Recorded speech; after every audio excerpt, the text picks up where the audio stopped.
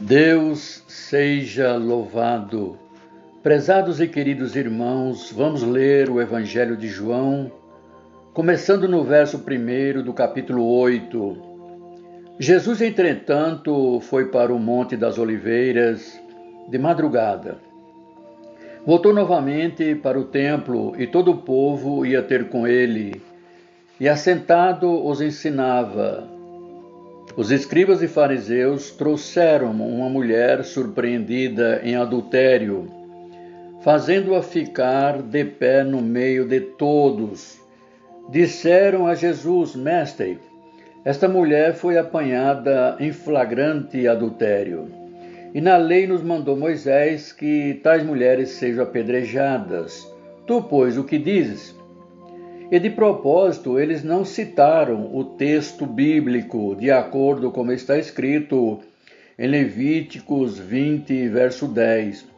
Pois as Escrituras diz o seguinte, que tanto o homem como a mulher seriam apedrejados. Então, eu pergunto, aonde estava o homem? E isto eles diziam, tentando para terem de que o acusar.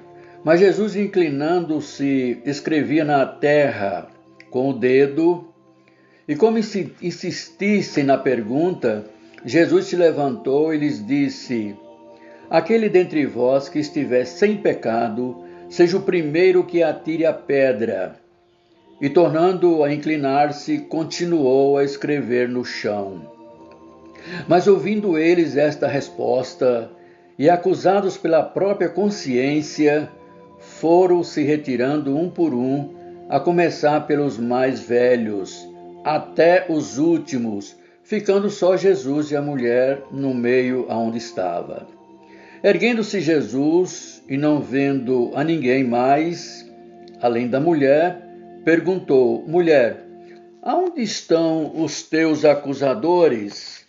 Bendito o nome do Senhor. Ninguém te condenou? Respondeu ela: Ninguém, Senhor. Então lhe disse Jesus: Nem eu tampouco te condeno. Vai e não peques mais. É preciso deixar bem claro que o sexo não é pecado. É um dom de Deus. Mas se é usado erradamente, é perigoso. Ele resulta em morte, em juízo, em inferno. Jesus tratou deste pecado em várias ocasiões. A mulher samaritana junto ao poço, a mulher que ungiu seus pés e a mulher que é mencionada em João 8. Agora Jesus tinha orado a noite toda antes desse incidente e estava ensinando no pórtico do templo. E uma multidão arrasta uma mulher surpreendida em adultério. Ela estava chorando e esperando ser apedrejada. Jesus, entretanto, teve um dilema. Se dissesse sim, apedrejem-na, ele era levado às autoridades romanas, pois somente essas autoridades tinham o poder de pena de morte. E se dissesse não apedrejem-na, estariam quebrando a lei dos judeus, a lei de Moisés, e seria apanhado de qualquer forma. Mas Jesus, se inclinando, se escrevendo na areia, e o que ele escreveu chocou e espantou os fariseus. E este é o único registro que temos de Jesus escrevendo algo. Ele escreveu na areia, e sabe o que ele escreveu? Ele escreveu os 10 mandamentos. Ele disse: aquele que não quebrou nenhum desses mandamentos, atire a primeira pedra. Porque todos somos culpados. Talvez não de adultério, mas culpado de idolatria, de cobiça, de lascívia ou de outros pecados que for. Agora Deus nos deu o sexo para nos atrair ao sexo oposto. Isso é muito natural. E é normal olhar para uma linda mulher ou para um homem com admiração. Foi Deus quem planejou essa diferença entre a mulher e o homem. O sexo foi dado para a propagação da raça, e nenhum de nós estaríamos aqui se não fosse pelo sexo. Estamos aqui através dele. E foi assim que Deus planejou, no contexto do matrimônio, para produzir filhos. E também foi dado como meio de expressar amor profundo e total do contexto do casamento. E por isso o sexo não foi algo dado somente para satisfação e prazer carnal. A Bíblia diz que o casamento é digno de honra e o leito conjugal sem mácula. Mas também diz que Deus julgará os impuros e adúlteros. E depois também o sexo sofre o efeito do pecado. Somos todos pecadores e quebramos a lei de Deus. Começou no jardim do Éden, com Adão e Eva, quando eles decidiram serem independentes de Deus. Ou seja, decidiram seguir o seu próprio caminho e não o caminho de Deus. E isso afetou todas as áreas de suas vidas, inclusive a sua vida sexual. Os seus olhos foram abertos e eles viram que estavam nus e costuraram folhas de figueira, fazendo cinta para se esconderem a sua nudez. Quem lhe disseram que estavam nus? E como notaram isso? Bendito é o nome do Senhor. O pecado, a vida, o intelectual do homem. Por isso você não pode ir a Cristo exclusivamente através do seu intelecto. Não pode ir a Deus através da mente. Você, pelo raciocínio, pode deduzir que existe um Deus em algum lugar, mas não pode chegar a Deus pela sua sabedoria ou pelo o seu próprio conhecimento, porque o pecado afetou a sua mente. E por isso a sua mente precisa ser transformada por Cristo. E outra coisa que afeta a sua vida religiosa, ele limita a sua comunhão com Deus. O pecado causa separação entre você e Deus. Em pecado, você está separado de Deus. E essa separação é chamada de inferno. Separação de Deus nessa vida e na vida futura, se não aceitar Jesus Cristo. E todos somos culpados e sofremos um castigo resultante do pecado. Deus não planejou dessa forma. Deus não criou o mundo para ser assim. Temos guerras, temos prisões, temos todo tipo de coisa por causa do pecado. Quem assiste os jornais todos os dias verá pecado por todo lado. Bendito é o nome do Senhor. E ele também afeta a parte sexual, pois a cobiça veio pelo resultado do pecado na vida do homem e da mulher. E Jesus disse: se você cobiçar outra pessoa em seu coração, então já cometeu pecado. Isto é, pois aquele que olha para uma mulher com intenção impura, agora você pode olhar para ela admirando-a, mas a intenção impura significa que você iria para a cama com ela. Bendito é o nome do Senhor. Isso se tivesse uma oportunidade. E é aí que o olhar se torna pecado. Sim, o pecado afetou a nossa vida sexual também em outro sentido, que você conhecerá o verdadeiro prazer e gozo e vibração do ato sexual até que conheça Cristo. Aceitando a Jesus Cristo, Ele lhe dará uma nova dimensão nessa área da sua vida que você jamais imaginou que existisse e da qual aqueles que não têm Cristo nada sabem. Há uma diferença entre amor e lascívia. Existem 3 palavras gregas que traz o significado. Eros, que é o amor sensual. Filéu, o amor que une amigos. E ágape, uma nova dimensão de amor que só Deus pode dar, que é o amor de Deus. E é maravilhoso ter Deus no coração, ter Cristo,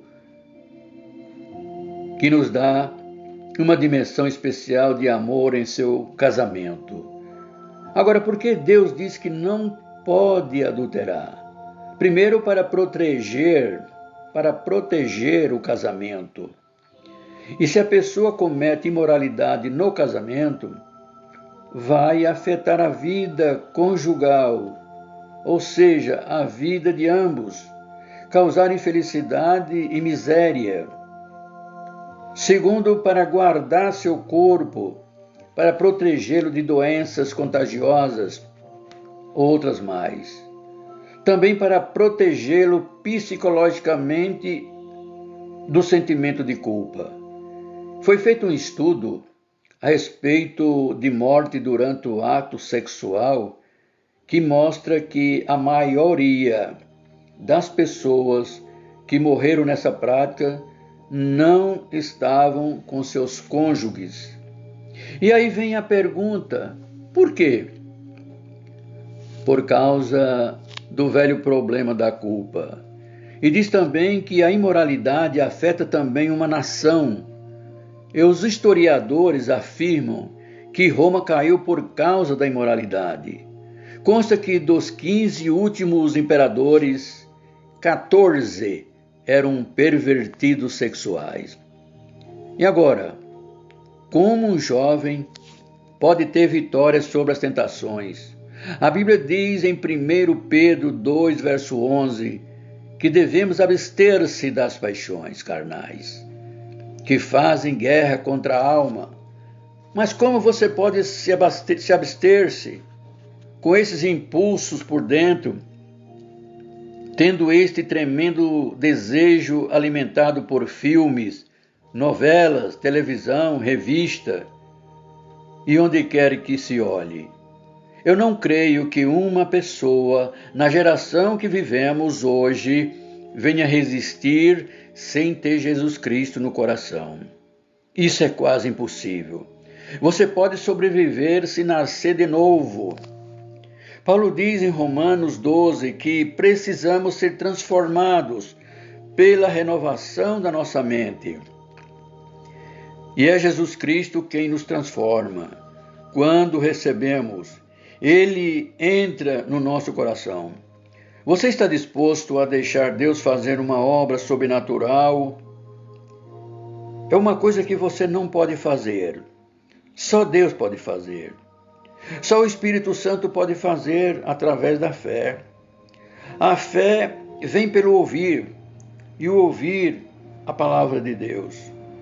E você receberá um poder que não tinha antes para produzir frutos do Espírito. No Salmo 119, o salmista diz: de que maneira poderá o jovem guardar puro o seu caminho? O próprio salmista dá a resposta em seguinte: observando segundo a tua palavra. Estude a Bíblia, examine a palavra de Deus, santo é o Senhor. Jesus disse no Sermão do Monte: bem-aventurados os limpos de coração, porque eles verão a Deus. Só eles verão a Deus. Pureza de coração só através de Cristo. E aquele que tem os meus mandamentos e os guarda, esse é o que me ama. Agora, voltando àquela pobre mulher que tinha sido arrastada pelos fariseus e condenada, tinha sido surpreendida em adultério. E de acordo com a lei de Moisés, ela e o homem que estava com ela mereciam morrer. O castigo era duro sob a lei de Moisés, mas todos ali sentiram-se condenados pelos seus próprios pecados, quando lera o que Jesus escrevia na areia, ou seja, os 10 mandamentos, e foram convencidos dos seus pecados, talvez de orgulho, hipocrisia, idolatria, cobiça ou mentira, que perante Deus, e o tanto quanto a imoralidade ou adultério são esses pecados. Muitos de nós, às vezes, não somos culpados de adultério ou fornicação, mas somos culpados de outras coisas. Satanás, às vezes, leva muitos a pensar: bem, eu não sou adúltero, essa mensagem ou essa palavra não é para mim.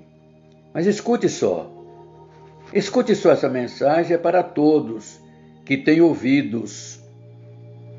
Porque todos pecamos e estamos destituídos da glória de Deus. E talvez o seu problema seja orgulho ou hipocrisia. Eles leram seus pecados escritos na areia e se retiraram. A pessoa que se julga mais justa neste mundo precisa de Jesus Cristo, tanto quanto aquele que comete adultério. Jesus disse: mulher, onde estão os teus acusadores? Ninguém te condenou? E havia música na voz daquela mulher. Quando ela respondeu: ninguém, Senhor. E naquele momento ela recebeu Jesus Cristo como Senhor da sua vida. Porque esse é o verdadeiro sentido da palavra no grego. Meu verdadeiro Senhor. Porque há uma diferença entre pecado e pecados no plural. Pecado é a doença, ou seja, a raiz. E dela vêm os pecados: a cobiça, a inveja, a idolatria, a mentira, ou o que quer que seja. Os pecados daquela mulher foram perdoados, porque Jesus foi para a cruz. Seus pecados, meu irmão, meu amigo, podem ser perdoados, porque Ele levou esses pecados sobre a cruz por nós. E Deus o ressuscitou dos mortos, e Ele está vivo hoje, está pronto para entrar em seu coração e transformar sua vida. Então Jesus deu para essa mulher esperança para o futuro. Ele disse: vai e não peques mais. Volte para a sua cidade, para os seus amigos, volte para a sua vizinhança, volte para os lugares por onde você já andou e não peques mais. Porque eu estarei convosco. E se eu morrer hoje, sei que vou estar com Jesus lá na sua glória. Eu tenho certeza disso. Não porque eu mereça, não porque sou uma excelente pessoa. Bendito o nome do Senhor. Não porque seja bom ou que chegue para ir ao céu.